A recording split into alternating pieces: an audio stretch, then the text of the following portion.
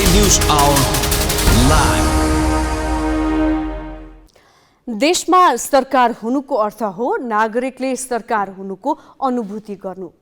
सरकार हुनुको अनुभूति तब हुन्छ जब नागरिकले सुरक्षित रूपमा जीवनयापन गर्न पाउँछन्, सुलभ र सरल रूपमा सेवा सुविधा उपभोग गर्न पाउँछन् र आफ्नो इच्छा र रीतिथिति अनुसार चाडपर्व मनाउन अनि मनोरञ्जन पनि लिन पाउँछन्, जसका लागि नागरिकले कर समेत तिर्दै आएका छन्। राज्यको जिम्मेवारी पनि हो विभिन्न जात जाति र समुदायको परम्परा र संस्कृतिको संरक्षण गर्नु।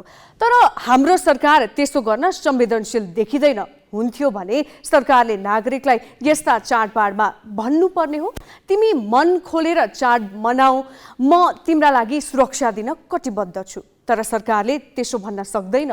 बरु सूचना निकालेर ऊ भन्छ, मैले भनेकै बेला चाड मनाउनु, मैले भनेकै बेला रोक्नु। उसै पनि देशैभरि मनाइने तिहारको सबैभन्दा महत्त्वपूर्ण परम्परा देउसी भैलो हराउँदै गएको छ। वर्षको एकपटक छरछिमेकमा नाच्दै गाउँदै रमाइलो गर्दै खेलिने देउसी भैलोलाई थप जीवन्त कसरी बनाउने त्यो छुट्टै चिन्ताको विषय हो। तर सरकार र सुरक्षा निकायले सम्भावित अप्रिय घटनाको बहाना देखाएर नागरिकलाई घरभित्रै थुनेर आफू सुरक्षित हुन खोज्नु लाचारीपन हो। नयाँ पुस्तालाई चाडपर्वको मौलिकता, सांस्कृतिक र सामाजिक महत्त्व बुझ्न प्रोत्साहन गर्दै जसो तसो धानिएका परम्पराहरूलाई मलजल गर्नुको साटो सरकारले माओवादी द्वन्द्वकालको जस्तै समयको पाबन्दी लगाएर देउसी भैलोलाई दुरुत्साहन गर्नु खेदजनक कदम हो।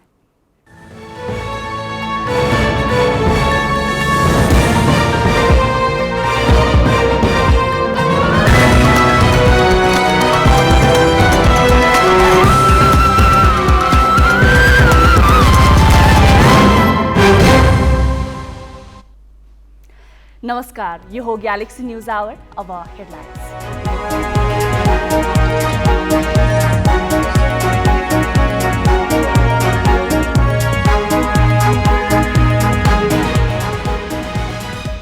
समानुपातिक सूची बुझाउँदा दलहरूको चरम लापरवाही, कानुन नमान्ने 550 को उम्मेदवारी रद्द।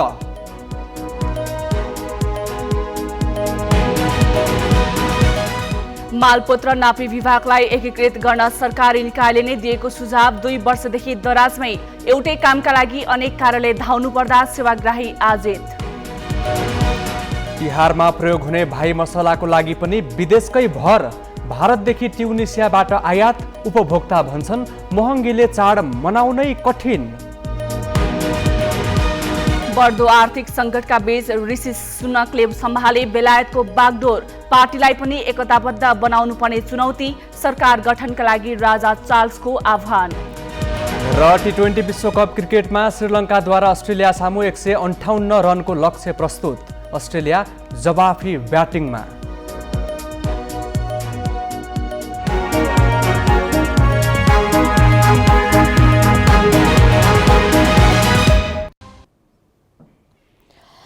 संविधानको अनुसूची अनुसार जग्गा र मालपोत प्रशासन सम्बन्धी सेवा स्थानीय तहले उपलब्ध गराउनु पर्ने हो। एकीकृत कानुन नहुँदा स्थानीय तहबाट धनी पूर्जा त वितरण हुँदैन नै, एउटै सेवाका लागि मालपोत र नापी विभाग धाउनुपर्ने अवस्थाको अन्त्य पनि हुन सकेको छैन। यी दुई निकायलाई एकीकृत गर्न सरकारकै निकायले 2 वर्ष अघि दिएको सुझाव पनि दराजमा थन्किएको छ। उसै त सार्वजनिक सेवा प्रवाह चुस्त र व्यवस्थित छैन। सेवाग्राहीले अनेक शास्ति बेहोर्नुपर्छ। अड्डाका टेबलै पिछेर अधिकृतका चोटा कोठा चहार्दै सेवाग्राहीका गोडा फतक्क गल्छन्। अझ मालपोत कार्यालयको सेवा भन्नासाथ सेवा अपेक्षीको नौनाडी गलेर आउँछ। एक त जग्गा प्रशासन सरकारको हातमा छैन, एक प्रकारले भन्ने हो भने बिचौलियाको जिम्मामा छ। जग्गाको किनबेचदेखि लगत अद्यावधि गर्ने ठाउँसम्म उनीहरूकै हाली मुहाली चल्छ। माल अड्डामा बिचौलियाको बिगी देखेर आजित सेवाग्राही एउटा सेवा लिन अनेक कार्यालय धाउँदा आजित छन्। एकै ठाउँमा हुनुपर्छ। यो चाहिँ के भन्छ भने विभागमा मन्त्रालयमा समन्वय गर्नुपर्छ मालपोतले र नापीले। यो कुराहरू उहाँहरूले गर्नु भएको छैन होइन। यो कमजोरी उहाँहरूको हो। जनतालाई सेवा दिने उद्देश्य उहाँहरूको छैन भन्ने कुरा हामीले यति बुझ्नुपर्छ। 72 सालदेखि अहिलेसम्म हेर्नुहोस् त कति समय भयो। जग्गा प्रशासनको झन्झटिलो सेवा प्रवाहलाई न्यूनीकरण गर्न, मालपोत तथा नापी कार्यालयको सेवा प्रवाहलाई एकीकृत गर्न सरकारी निकायले नै सुझाव नदिएको होइन। राष्ट्रिय विकास समस्या समाधान समितिले 2077 माघ 2 गते मालपोत र नापी कार्यालयको सेवा प्रवाह प्रणाली र संगठन पुनर्संरचना गर्न सुझाव दिएको थियो। समितिले त्यतिबेला विस्तृत अध्ययन गरेर 3 महिनाभित्र प्रतिवेदन पेश गर्न भने पनि संघीय सरकारले सम्म त्यसलाई अघि बढाउन आवश्यक नै ठानेन। केपी ओली नेतृत्वको सरकारले त्यसलाई उपेक्षा नै गर्यो। अहिलेको सरकारको ध्यान पनि यो विषयमा पुग्न सकेको छैन। सरकारी व्यवस्थाकै कारण त्यसको भार ढुकुटीमा त परेको छ नै, सेवाग्राही छन् ठुलो मारमा परेका छन्। यहाँबाट अब मालपोत कार्यालय बजारमा, त्यसपछि अर्को नापी शाखा चाहिँ यहाँबाट 5 किलोमिटर भएको हुनाले अब जाँदाखेरि कहिले किता काट्नु कुनै प्रब्लम हुन्छ, त्यसले गर्दाखेरि अब नबुझ्नु फेरि नापी यहाँ यो मालपोतमा आउनुपर्ने हुन्छ। त्यसकारण सर्वसाधारण जनताहरूलाई चाहिँ अलिकति असुविधा भएको महसुस चाहिँ मैले गरेको छु। संविधानले जग्गा प्रशासनको काम गर्न तिनै तहलाई अलग अलग जिम्मा दिएको छ। संघले भू उपयोग सम्बन्धी नीति तर्जुमा गर्ने, प्रदेशले भूमि व्यवस्थापन र जग्गाको अभिलेख राख्ने र स्थानीय तहले घर जग्गा ध्वनि पूर्जा वितरण गर्ने संविधानको अनुसूची 5, 6 र 8 मै किटान छ। संविधान कार्यान्वयनको 7 वर्षसम्म एकीकृत कानुनको तर्जुमा नहुँदा जग्गा अथवा मालपोत प्रशासन अहिले पनि संघ सरकारकै मातहत छ। एउटै सेवा लिन अलग अलग विभाग धाउनु पर्दा जग्गा प्रशासन थप झन्झटिलो छ। चाहिँ अब यो जग्गा प्रशासनको अथवा एकै प्रकृतिको काम गर्नलाई यसरी दुईवटा कार्यालय भइराख्दाखेरि अब सेवाग्राहीको हिसाबले भन्नुपर्दाखेरि चाहिँ अब एकै काम गर्नलाई दुईवटा कार्यालयहरू चाहनुपर्ने जानुपर्ने अवस्था त्यो निश्चित रूपमा असहजताकै अवस्था रहन सक्छ।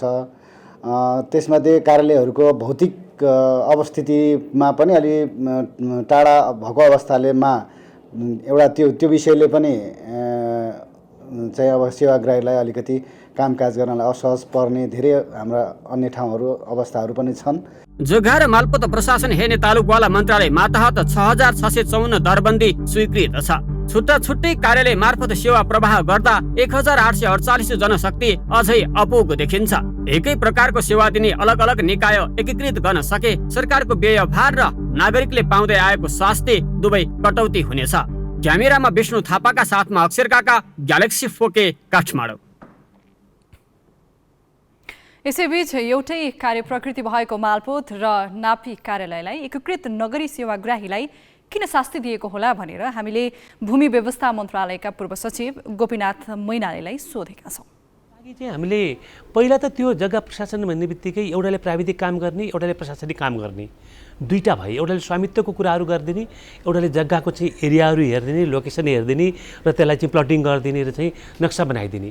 भनिसकेपछि त्यो काम छुट्टा छुट्टै हुँदै होइन, तर त्यसको कार्यप्रकृति चाहिँ छुट्टो भयो। एउटा प्रशासनिक रूपबाट व्यवस्थापन गर्ने काम र अर्को चाहिँ त्यसको चाहिँ प्राविधिक रूपमा चाहिँ ब्याकअप गर्ने काम। यो दुवै कामलाई एकैतिरबाट गर्नको लागि नेपाल सरकारले पहिला त मेन्टेनेन्स नापी शाखा भनेर चाहिँ मालपोतकै अन्डरमा पनि थियो हैन शाखा, तर त्यसले गर्दाखेरि चाहिँ दुई प्रकारको एउटा प्रशासन समूह एउटा चाहिँ सर्वे समूहको दुईटा कर्मचारी समूह भएको हुनाले त्यसमा अलिकति चाहिँ मनोवैज्ञानिक कुराहरू पनि रह्यो।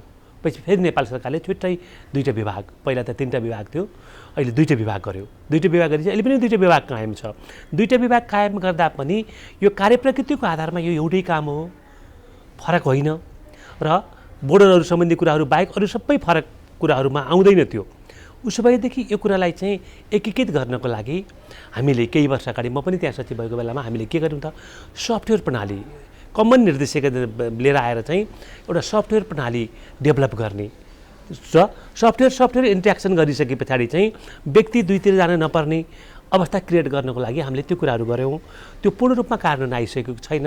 नापी विभागतर्फबाट लिएर आउनुपर्ने सफ्टवेयर अलिकति ढिला भयो र मालपोत कार्यालयबाट लिएर आउनुपर्ने सफ्टवेयरहरू कामहरू बनायौँ। हामीले सबै काम त गऱ्यौँ, तर त्यसमा पनि तपाईँको चाहिँ पूर्ण गति पाएको छैन।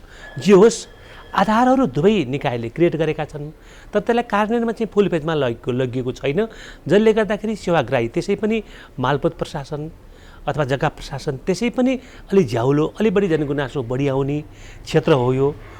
त्यस कारणले गर्दाखेरि यसलाई चाहिँ मर्ज गरेर एकीकृत रूपबाट हामीले चाहिँ सेवा दिनुपर्छ। एकै प्रकृतिका निकायलाई एकीकृत गर्दा सेवाग्राहीलाई मात्र सहज हुँदैन, सेवा प्रवाह गर्न र तथ्याङ्क चुस्त राख्न सरकारलाई पनि सजिलो हुन्छ। तसर्थ सरकारकै निकायले 2 वर्ष अघि दिएको सुझाव कार्यान्वयनमा ढिलाइ गर्नु हुँदैन। अब केही न्युज संक्षेपमा। निर्वाचन आयोगले राजनीतिक दल र उम्मेद्वारहरूलाई सम्पर्क कार्यालय खोल्ने सम्बन्धमा 7 बुँदे निर्देशन दिएको छ। आयोगले प्रत्यक्षतर्फ प्रतिनिधि सभाका उम्मेद्वारलाई आफ्नो निर्वाचन क्षेत्रमा 3 भन्दा बढी र प्रदेश सभाका उम्मेद्वारलाई एउटा भन्दा बढी सम्पर्क कार्यालय नखोल्न निर्देशन दिएको हो। समानुपातिकतर्फ बन्द सूची पेश गरेका दलले भने एउटा निर्वाचन क्षेत्रमा 1 भन्दा बढी सम्पर्क कार्यालय खोल्न पाउने छैनन्। आयोगको निर्देशन अनुसार निर्वाचन चिन्ह प्राप्त गरिसकेपछि अन्य उम्मेद्वारलाई समर्थन गरेका उम्मेद्वारले सम्पर्क कार्यालय स्थापना गर्न पाउने छैनन्। राजनीतिक दल वा उम्मेद्वारले सम्पर्क कार्यालय स्थापना गरेको जानकारी निर्वाचन अधिकृतको कार्यालय, जिल्ला प्रशासन कार्यालय, जिल्ला प्रहरी कार्यालय र जिल्ला निर्वाचन कार्यालयमा तत्काल दिनुपर्नेछ। नेपाल मजदुर किसान पार्टी नेमकिपाले चुनावी घोषणापत्र सार्वजनिक गरेको छ। नेमकिपाले विश्वविद्यालय तहसम्मको शिक्षा र स्वास्थ्य सेवा निशुल्क गराउने प्रतिबद्धता सहित आज आफ्नो घोषणापत्र सार्वजनिक गरेको हो। उसले किसान र श्रमिकको हितमा कानुन बनाउने, संसदमा प्रखर प्रतिपक्षीको भूमिका निर्वाह गरी जनअधिकारको रक्षा गर्ने लगायत प्रतिबद्धता जनाएको छ। स्थानीय तहलाई अधिकार दिएर स्वायत्त बनाउँदै संघीयता खारेजीलाई पनि नेमकिपाले आफ्नो चुनावी एजेन्डा बनाएको छ। नेमकिपाले नागरिकता विधेयक प्रमाणीकरण नभएकाले भारतले नेपाल विरुद्ध अघोषित नाकाबन्दी गर्न लागेको र रासायनिक मल अभाव त्यसको ज्वलन्त उदाहरण भएको बताएको छ। हिमपञ्चक अन्तर्गत आज गाई तिहार माता लक्ष्मीका रूपमा गाईको पूजा आराधना गरी मनाइएको छ। गाईले दिने दुध आमाले खुवाएको दुध जत्तिकै पौष्टिक हुने भएकाले गाईलाई गौमाता भनी सम्मान गरिन्छ। स्थानीय जातका गाईमा हुने जुरोले सूर्य र चन्द्रमाबाट ऊर्जा लिई दुध, गहुँत र गोबरका माध्यमबाट मानिसमा शक्ति दिने विश्वास गरिन्छ। पूजा गरी आजका दिन मिठा मिठा परिकार खान दिए गाईबाट पाइने शुद्धता सधैँ प्राप्त हुने धार्मिक विश्वास छ। नेपालका कतिपय भाग र केही समुदायमा कार्तिक कृष्ण औँसीकै दिनमा गाई पूजा गर्ने परम्परा रहे पनि औँसीको अन्त्य र प्रतिपदाको सुरुमा गाई पूजा गर्नुपर्ने शास्त्रीय मान्यता छ। अब तिहार सम्बन्धी प्रसङ्ग क्रान्ति शिखाबाट। तिहारमा रौनक थप्ने अनेक विषय छन्।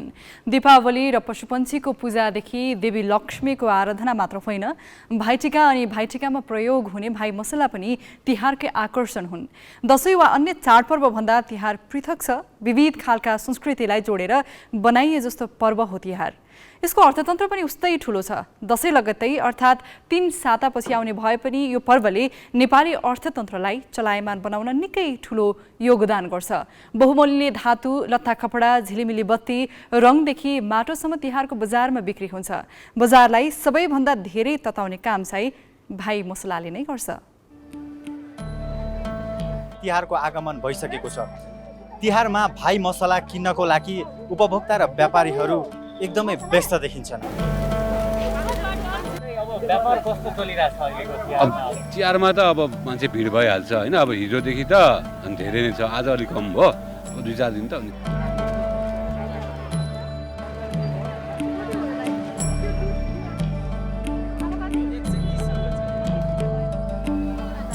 गत वर्षभन्दा यो वर्ष व्यापार कस्तो छ? अब पहिला व्यापार होइन, गत वर्ष त अब 2 वर्ष कोरोनाले गर्दाखेरि अलिक कमै मान्छे हिँड्थ्यो, असलमा आउँदैन थियो, अलिक आए पनि अलिक टाढा टाढाकै डिस्टेन्स गरेर त्यो गर्थ्यो होइन। यसपालि चाहिँ मान्छे छ। गत वर्षभन्दा यो वर्ष व्यापार बढेसँगै व्यापारीहरू उत्साहित छन् भने उपभोक्ताहरू भने ठगिएको गुनासो गर्दछन्। पहिलाको अनुपातमा एकजनालाई हामीले 2000 को लिन्थ्यौँ भने अहिले लगभग 2800-2900 जति त्यही रेन्जमा परेको छ एकजनालाई। महँगो चाहिँ एकदम महँगो भएको पोहोरभन्दा चाहिँ धेरै नै बढेको छ। सामान पाउनु त जस पाइरहेको छ, खोजेको सामान पाइरहेको छ। एकदम डबल ट्रेबलै भएको जस्तो अनुभव गरिरहेको छु मैले त।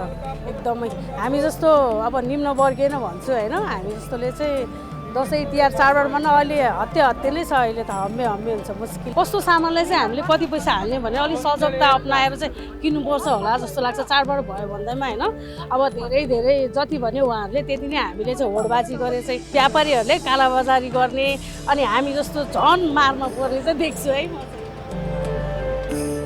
अहिले हामी असनमा छौँ। तिहारको लागि भाइ मसला किन्नको लागि एकदमै भिडभाड छ भने उपभोक्ताहरू गत वर्षभन्दा यो वर्ष भाइ मसला एकदमै मूल्य उच्च भएको गुनासो गर्दछन्। क्यामेरामा सुशील बास्कोटाका साथ अमृत केसी, ग्यालेक्सी 4K, काठमाडौँ।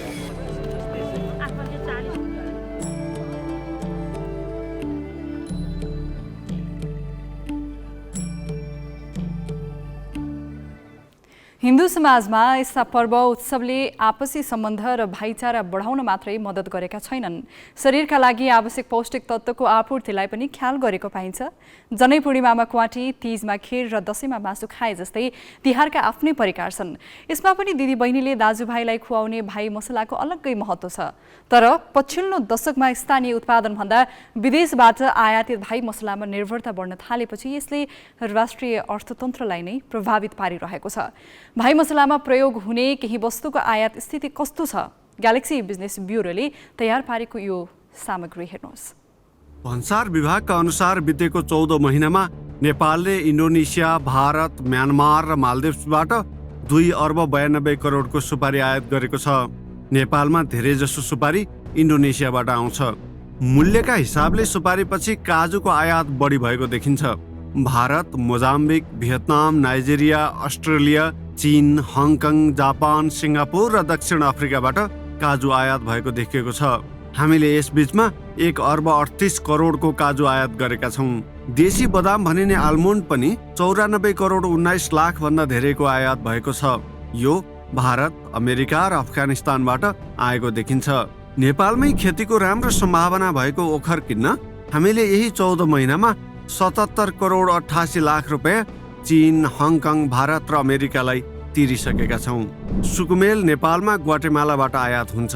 मेक्सिकोदेखि दक्षिणतिरको यो मुलुकबाट 78.5 करोड भन्दा बढीको सुकुमेल 1 वर्षकै अन्तरालमा किनिएको छ।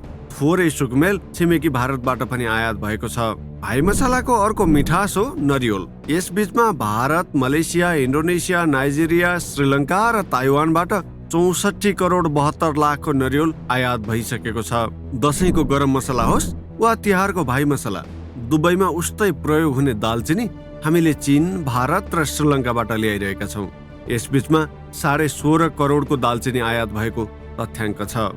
हाम्रै बारीमा फल्ने बदामले नपुगेर नेपालले 1 वर्ष 2 महिनाको अवधिमा 11 करोड 81 लाखको बदाम विदेशबाट किनेको छ। भारत, थाइल्यान्ड, क्यानाडा, चीन, टर्की र कोरियाले हामीलाई बदाम बेचेर हाम्रो विदेशी मुद्रा लगेका छन्। नेपालमा खासै उत्पादन नहुने ल्वाङको आयात पनि बढ्दो छ। बितेको 14 महिनामा नेपालले भारत, इन्डोनेसिया, मादागास्कर, श्रीलङ्का र कोमोरोसबाट 11 करोड 7 लाखको ल्वाङ आयात गरेको छ। पिस्ता पनि 9 करोड 39 लाखको आयात भएको छ। यस वर्ष चीन, भारत, थाइल्यान्ड र अमेरिकाबाट पिस्ता आयात भएको छ। नेपालले धेरैजसो छोकडा पाकिस्तानबाट आयात गर्छ। यसबाहेक युएई, ट्युनिसिया, भारत र साउदी अरबबाट समेत छोकडा आयात भएको देखिन्छ। यसबीचमा नेपालमा 6 करोड 38 लाखको छोकडा आयात भइसकेको छ। चिसोबाट जोगाउन औषधिकै रूपमा प्रयोग हुने जाइफल भाइ मसलामा राख्ने चलन अहिले कम हुँदै गएको छ। तर गत वर्ष भारत, इन्डोनेसिया र श्रीलङ्काबाट 4 करोड 69 लाखको जाइफल आयात भएको छ।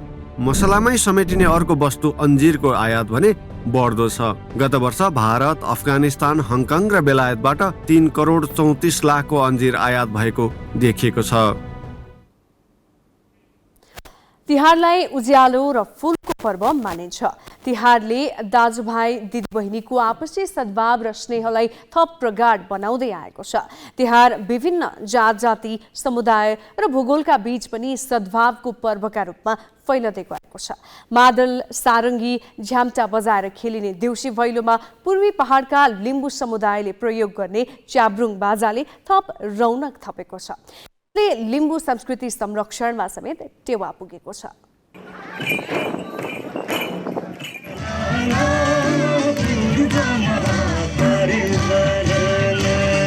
ताप्लेजुङ सहित पूर्वी पहाडका लिम्बू समुदायमा शुभ र अशुभ कार्यमा प्रयोग हुने च्याब्रुङ बाजाले तिहारको देउसी भैलोमा बेग्लै रौनकता थप्ने गरेको छ।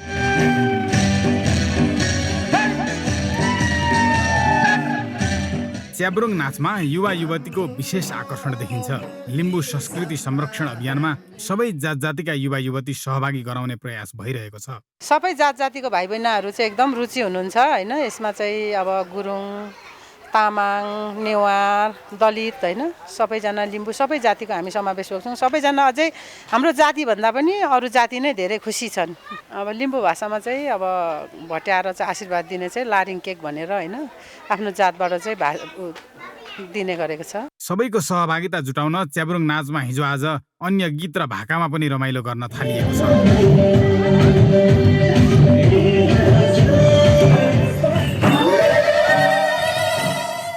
विदेशी पर्यटकले पनि उत्साहका साथ च्याब्रुङमा सहभागिता जनाएर रमाइलो गर्ने गरेका छन्।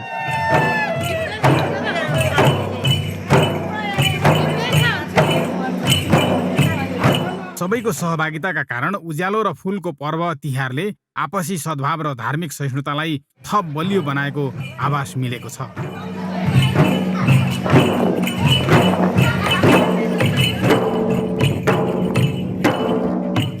जाति विशेषका संस्कृति संरक्षणका साथै भाइचाराको विकास गर्न च्याब्रुङ नाचको भूमिका महत्त्वपूर्ण देखिएको छ। पर्व विशेषका समयमा हुने कार्यक्रममा सबै जात जातिको सहभागिताले सामुदायिक एकता वृद्धिमा पनि सहयोग पुग्ने अपेक्षा गर्न सकिन्छ।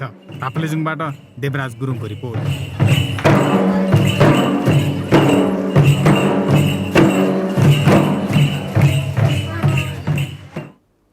उज्यालो पर्व तिहारले बहुआयामिक सन्देश प्रवाह गर्छ। तिहारले दाजुभाइ र दिदीबहिनी बीचको आपसी सद्भाव र स्नेहलाई थप प्रगाढ बनाउनुका साथै विभिन्न जात जाति, समुदाय र भूगोललाई पनि जोडेको छ। अब केही न्यूज संक्षेपमा। आज खण्डग्रास सूर्यग्रहण लागेको छ। अपराह्न 4:52 सुरु भएको ग्रहण साँझ 6:45 रह्यो। नेपालमा भने आज साँझ 5:24 सूर्यास्त भएकाले करिब 32 मिनट मात्रै ग्रहण देखियो। ग्रहण लागेकै समयमा स्नान, दान, श्राद्ध, जप, ध्यान, साधना लगायत कर्म गर्न शुभ मानिन्छ। यही महिनाको 22 गते मंगलबार खग्रास चन्द्रग्रहण लाग्दैछ।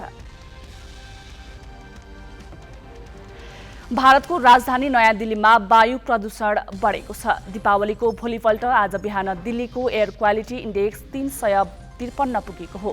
यो स्वास्थ्यका लागि खतरनाक अवस्था हो। इन्डिया गेट क्षेत्रमा वायु प्रदूषणको स्थिति सबैभन्दा खराब देखिएको समाचार एजेन्सीले जनाएका छन्।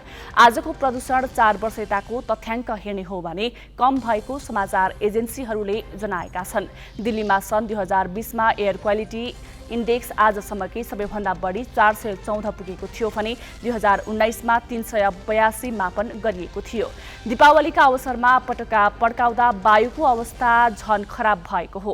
प्रतिबन्ध गरिए पनि कयौं शहरमा पटका पड्काइएका कारण पनि वायु प्रदूषण बढेको हो। भारतका उत्तर प्रदेश लगायतका अन्य शहरमा पनि वायुको गुणस्तरका कारण मानिसहरूले समस्या भोगिरहेका छन्। यसको असर नेपालसम्म पर्ने आकलन गरिएको छ।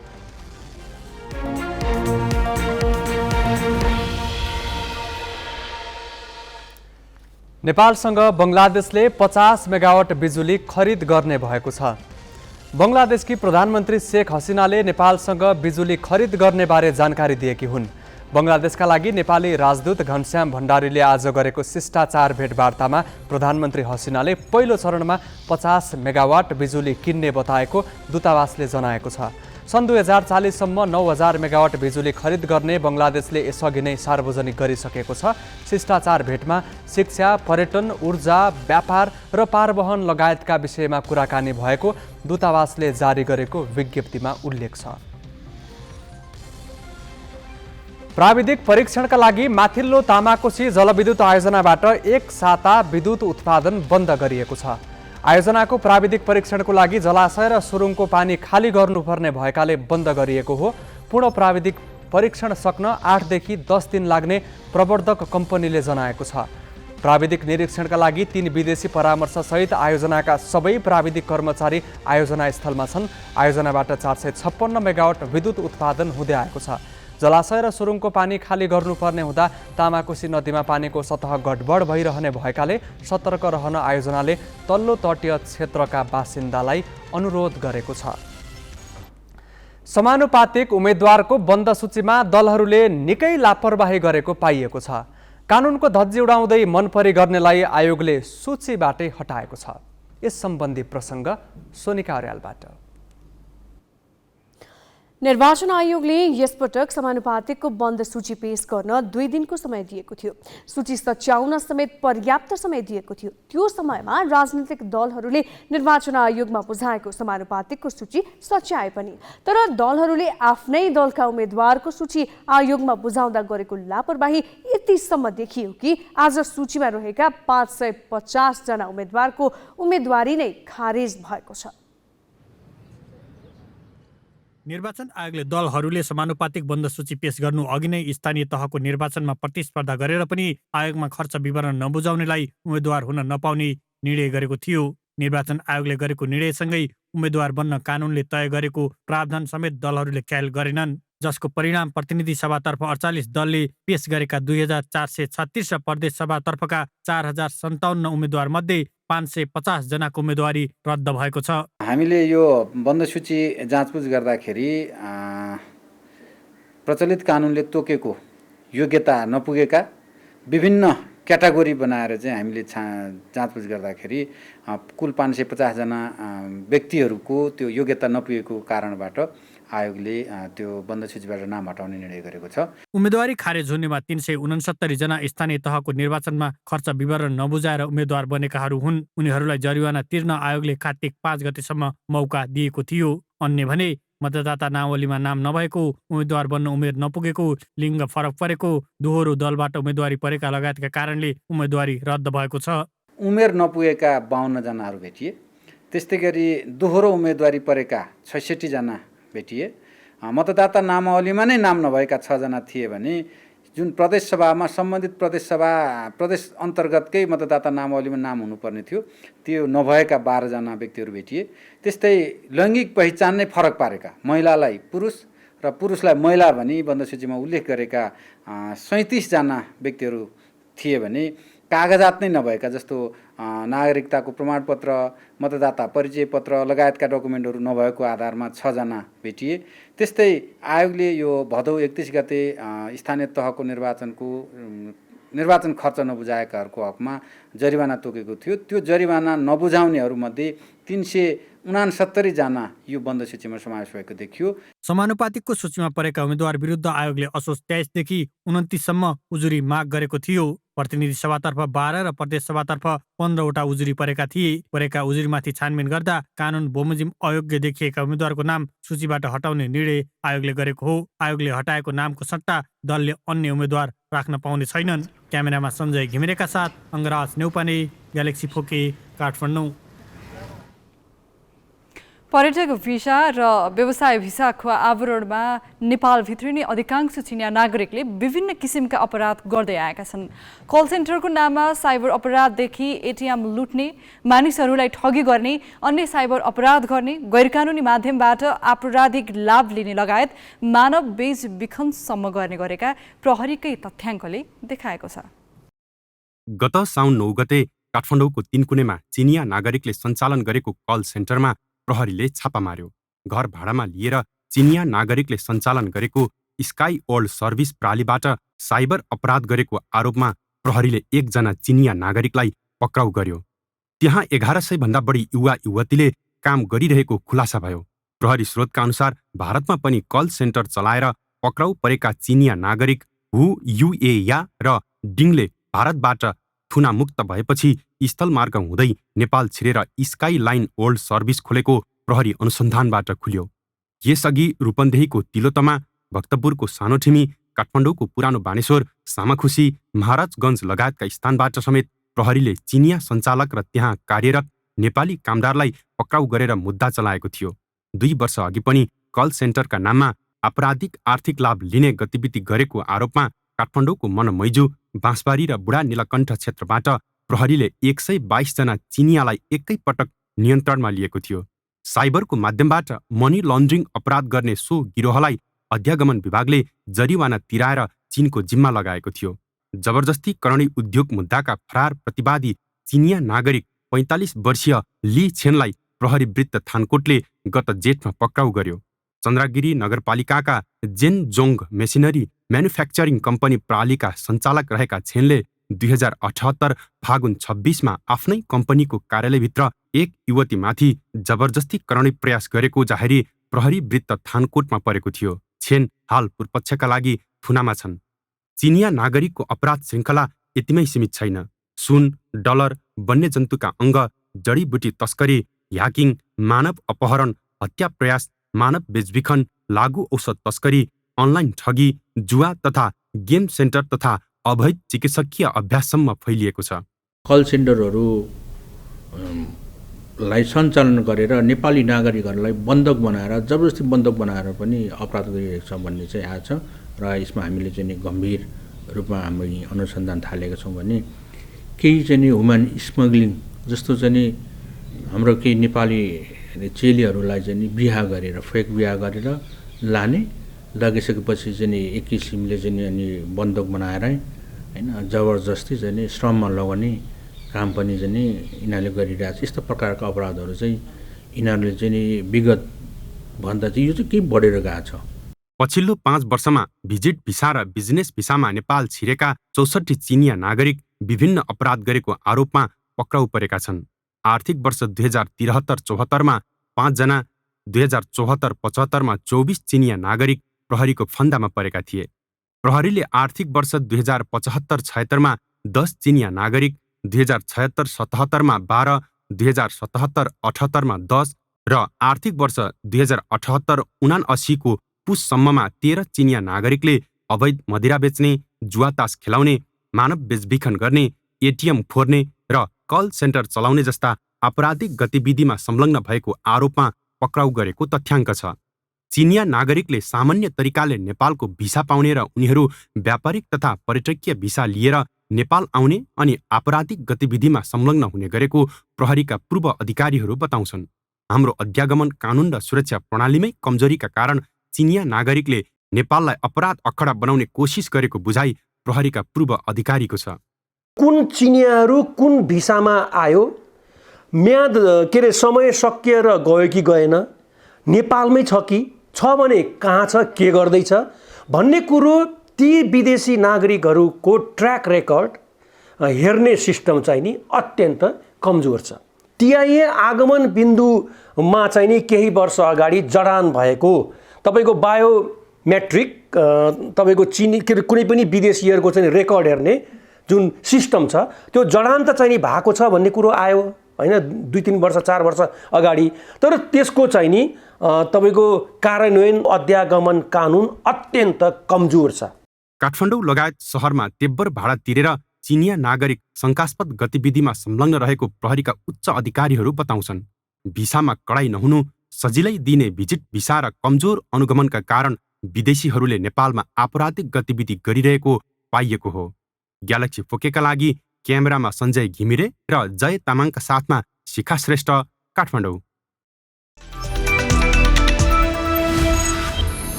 मार्कस स्टोनिसको आक्रामक ब्याटिङमा अस्ट्रेलियाले टी20 विश्वकपमा पहिलो जित दर्ता गरेको छ। अस्ट्रेलियाले आज श्रीलङ्कालाई 7 विकेटले हराए। पहिले ब्याटिङ गरेको श्रीलङ्काले 20 ओभरमा 6 विकेट गुमाउँदै 157 रन बनाएको थियो। ओपनर कुशल मन्डिस 5 रनमा बाहिरिए। दोस्रो विकेटका लागि पाथम निशाङ्का र धनञ्जय डी सिल्भाले 69 रनको साझेदारी गर्दै इनिङ्स सम्हाल्ने प्रयास गरे। निशाङ्काले 40 रन बनाए। धनञ्जय 26 रनमा बाहिरिए। चारित श्रीलङ्का 38 रनमा अभिजित रहे। अन्य खेलाडीले दोहोरो रन छुन सकेनन्। जवाफमा 158 रनको लक्ष्य अस्ट्रेलियाले 16 ओभर 3 बलमा 3 विकेटको नोक्सानीमा पूरा गर्यो।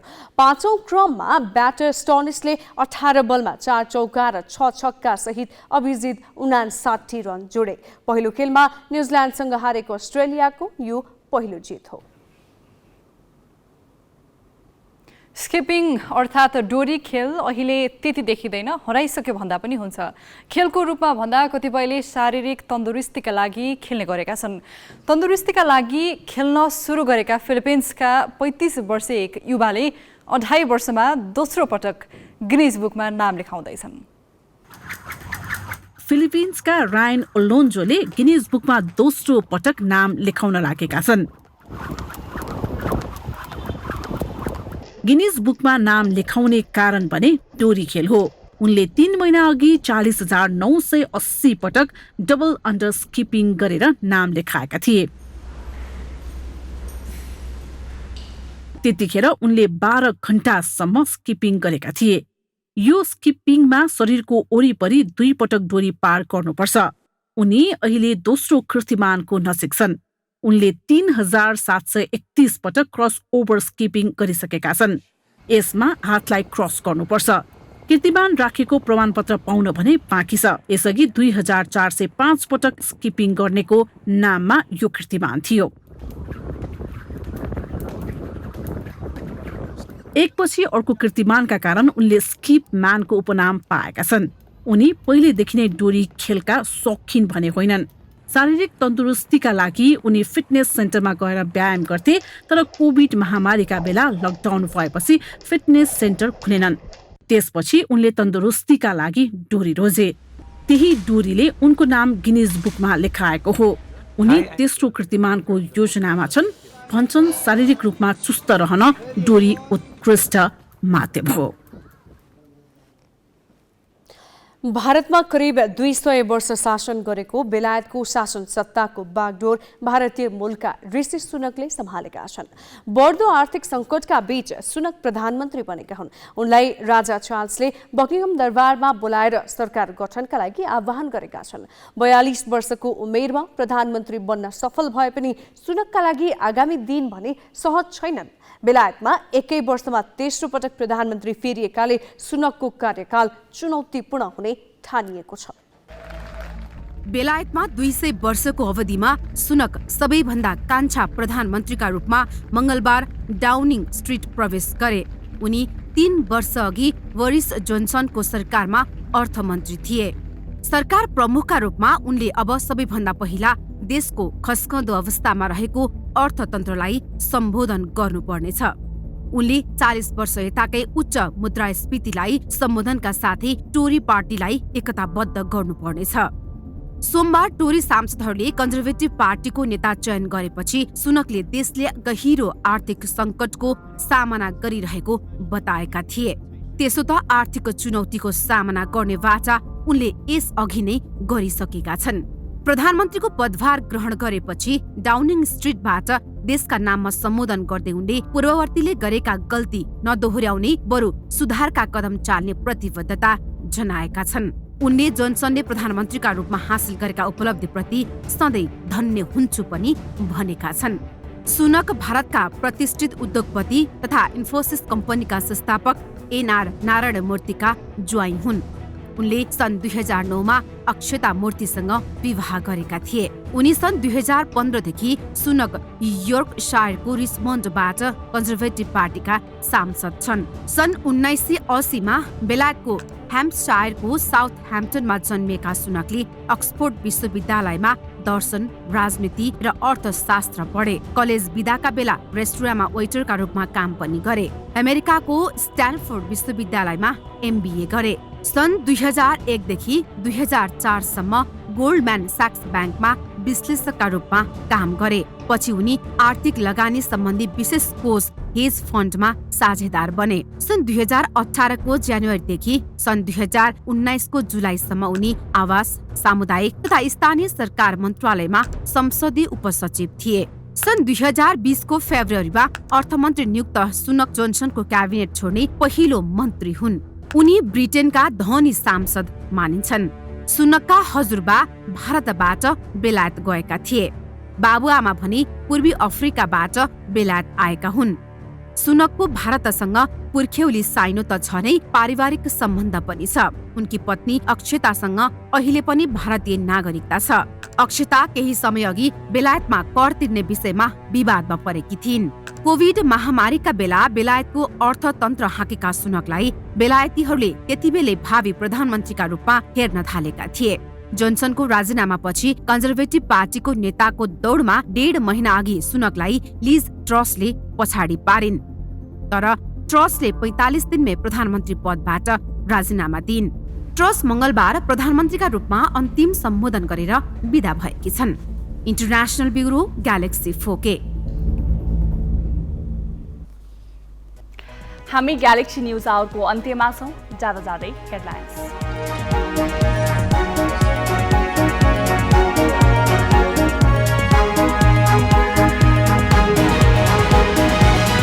समानुपातिक सूची बुझाउँदा दलहरूको चरम लापरवाही, कानुन नमान्ने 550 को उम्मेदवारी रद्द।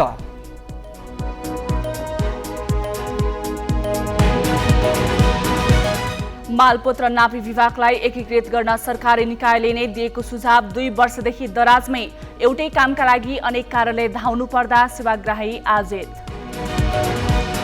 तिहारमा प्रयोग हुने भाइ मसलाका लागि पनि विदेशकै भर, भारतदेखि ट्युनिसियासम्मबाट आयात। उपभोक्ता भन्छन् महँगीले चाड मनाउनै कठिन। बढ्दो आर्थिक सङ्कटका बीच ऋषि सुनकले सम्हाले बेलायतको बागडोर, पार्टीलाई पनि एकताबद्ध बनाउनु पर्ने चुनौती, सरकार गठनका लागि राजा चार्ल्सको आह्वान। र टी20 विश्वकप क्रिकेटमा अस्ट्रेलियाको पहिलो जित, श्रीलङ्का 7 विकेटले पराजित।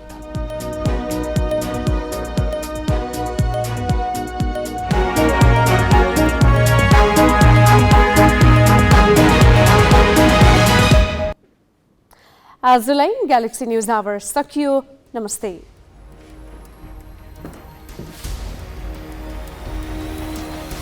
This is Galaxy News Hour Live.